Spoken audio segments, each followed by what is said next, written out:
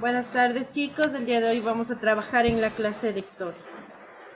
El tema que tenemos es la República.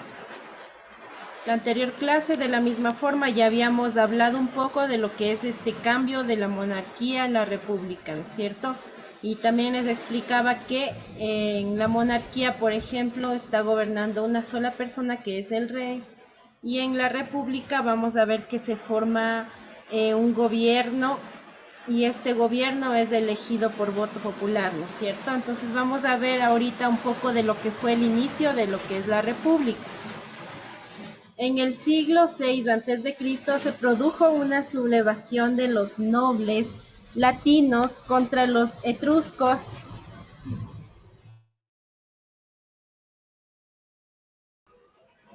Bueno, seguimos chicos.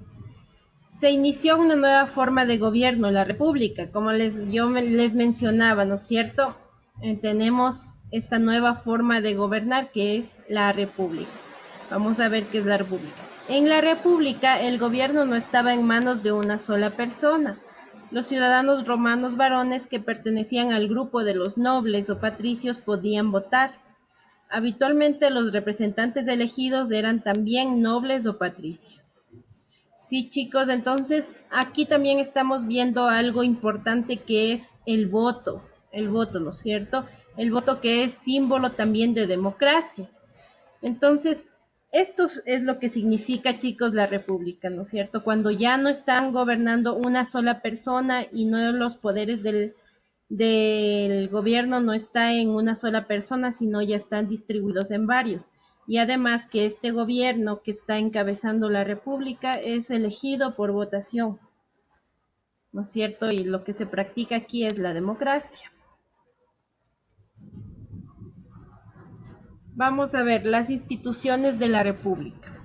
Entonces, en esta república nos dice que ha habido las siguientes instituciones: los magistrados, los comicios o asambleas populares, el senado, los cónsules y los pretores. Entonces, ¿qué eran los magistrados? Los magistrados nos dice que eran elegidos por un año, ejercían diferentes cargos en el gobierno. Los comicios o asambleas populares elegían a los magistrados, aprobaban leyes, decidían sobre la guerra y la paz, etcétera. Estaban organizados en diferentes grupos según su riqueza. Entonces, estos comicios o asambleas, mire, es como la asamblea actualmente, ¿no es cierto? Porque es un grupo de personas que se encarga, mire, de elegir algunas dignidades políticas, ¿no es cierto? Y también se encargaban de algunas otras leyes y de algunas otras decisiones en cuanto al futuro de la nación, ¿cierto? Seguimos, el Senado era el máximo órgano de gobierno de Roma. Entonces el Senado, mire, era el principal, ¿no? Estaba compuesto por antiguos cónsules, magistrados, miembros de las familias patricias o nobles.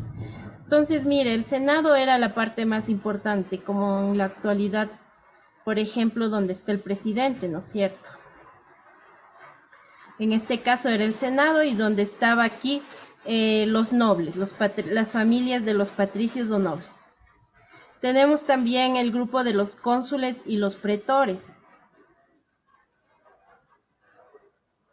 Estos cónsules y los pretores constituían los cargos más importantes. Normalmente 2 cónsules eran 2 dirigentes máximos de la República y quienes presidían el Senado. Uno de ellos se encargaba de la administración y de los asuntos del Estado y el otro dirigía el ejército. Entonces, mire, este era el cargo más importante, pero estaba dentro de qué, del Senado, ¿no es cierto? Quienes podían pertenecer a esta parte eran las personas de la nobleza y realizaban los trabajos más importantes también dentro del gobierno, que son uno dirigir o administrar y el otro dirigir el ejército. Tenemos esta imagen donde podemos observar el pretor, el cónsul, quien dirigía el ejército y convocaba las asambleas, cuestor recaudaba impuestos, censor elaboraba censos de población, edil se ocupaba de la administración municipal. Entonces, chicos, Ustedes pueden aquí observar los principales cargos y también podemos relacionar con la actualidad, ¿no es cierto? Por ejemplo, el presidente, la Corte de Justicia en este caso, y los diferentes ministerios de finanzas, etcétera, ¿no?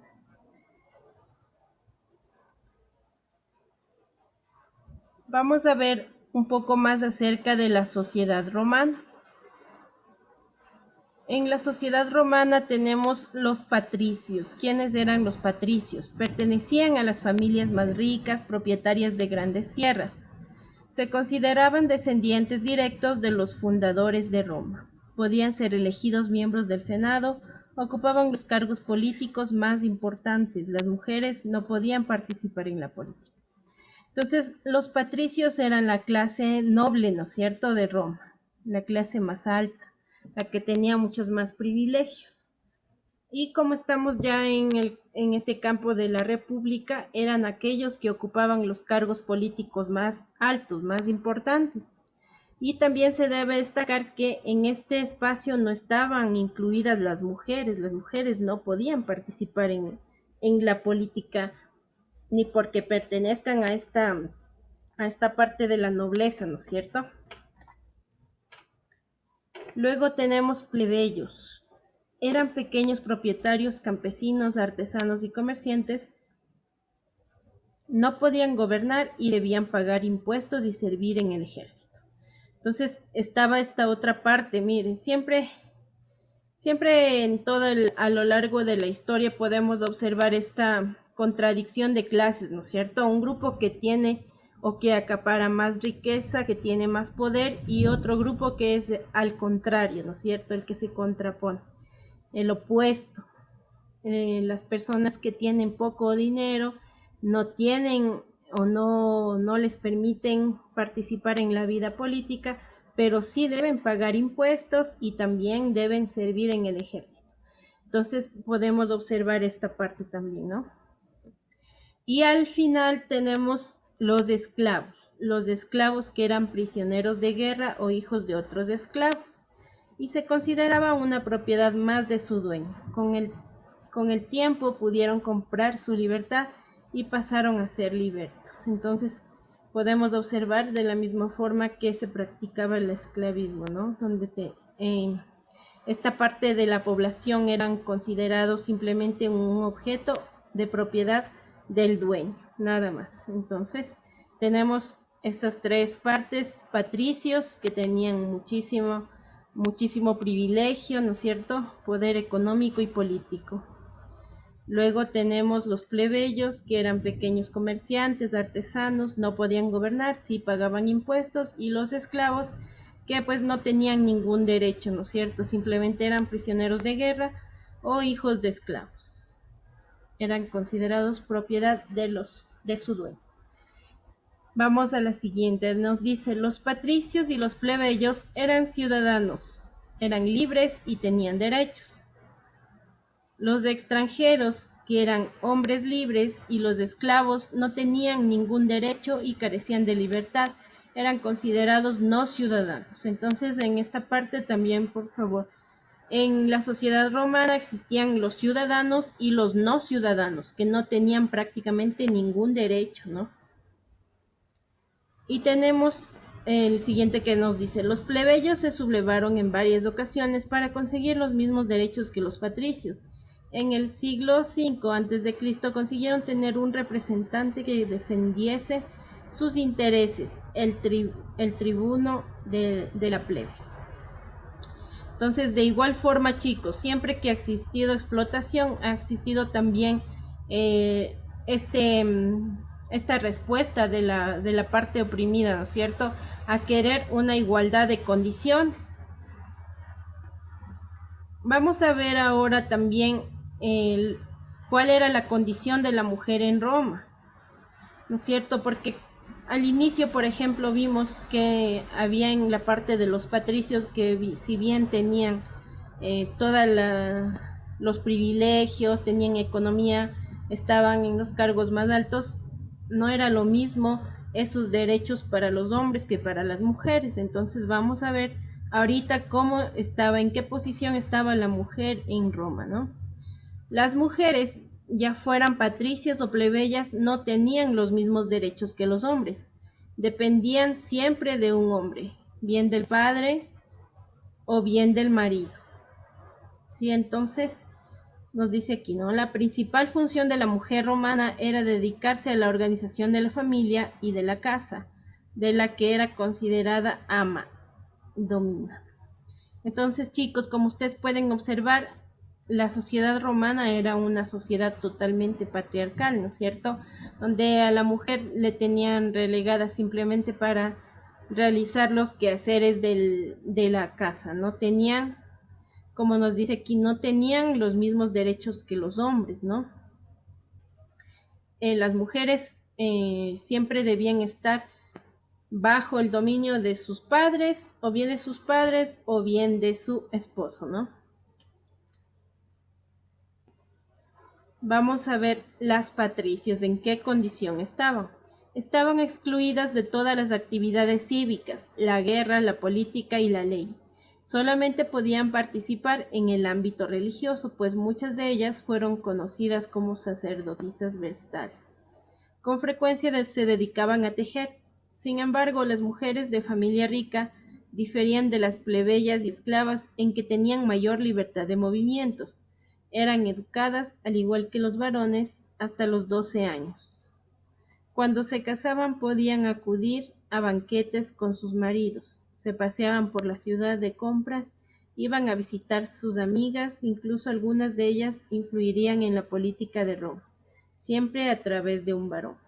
Entonces, miren chicos, esta era la situación de las patricias, ¿no? Aquellas mujeres que estaban en la nobleza, en la clase más alta, ¿sí? Las que tenían todos los privilegios, ¿no? Sin embargo, tampoco tenían libertad, siempre tenían, cualquier cosa que realizaban tenía que ser bajo la ayuda de un hombre, ¿no?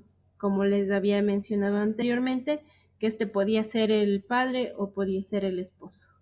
Y bueno, como ustedes pueden observar aquí, tenían libertad de realizar diversas actividades, pero solamente sociales, ¿no es cierto? Nada que tenga que ver con la política, ni mucho menos. Esa era la situación de las patricias. Vamos a ver las plebeyas. Nos dice aquí, no podían participar en política ni en ceremonias religiosas. Con el tiempo lograron muchos derechos reservados a las patricias. Sí, entonces esta era la situación de las plebeyas. Como ustedes saben, era la clase de los artesanos, pequeños comerciantes, etcétera, y estaban en esta condición, no podían participar en política ni ceremonias religiosas, pero con el tiempo nos dice que alcanzaron algunos más derechos, derechos igual para salir y cosas así, pero siempre bajo la tutela de un hombre, ¿no? De igual como estaba en las patricias. Vamos a ver las esclavas. Las esclavas que no tenían derechos no podían casarse, pero sí tener a un esclavo como pareja. Además debían satisfacer sexualmente a sus dueños. Miren, como ustedes saben, chicos, los esclavos siempre han sido tratados simplemente como objetos, ¿no es cierto? No eran considerados personas. Entonces, de la misma forma, sus dueños se creían que tenían el derecho a realizar con ellos lo que ellos les parecía. Entonces, esta era una forma de explotación, yo pienso, la más brutal, ¿no?, que existió a lo largo de toda la historia. Nos dice, entre las esclavas se encontraban las nodrizas, quienes se encargaban de la crianza de los hijos, además eran quienes realizaban los trabajos domésticos. Entonces, chicos, esta era la situación de las mujeres, cada una según, bueno, era tratada según a la clase que pertenecía, ¿no es cierto? Entonces, como ustedes pueden observar, mire, desde a lo largo de toda la historia, la mujer siempre ha sido relegada, ¿no? Pero bueno, actualmente todos sabemos que todos somos seres humanos y debemos ser tratados con el mismo respeto, ¿no es cierto? Hombres y mujeres tenemos derecho a participar en lo que nosotros así bien lo decidamos, ¿no es cierto? no tenemos límites. Sin embargo, miren, en esta época de la historia, podemos observar la diferencia entre hombres y mujeres, la brecha que existía, no importaba si tenía los mismos privilegios, sino que se les trataba distinto, ¿no es cierto? Como que tuviéramos menos, yo que sé, fuerza, menos inteligencia, etcétera.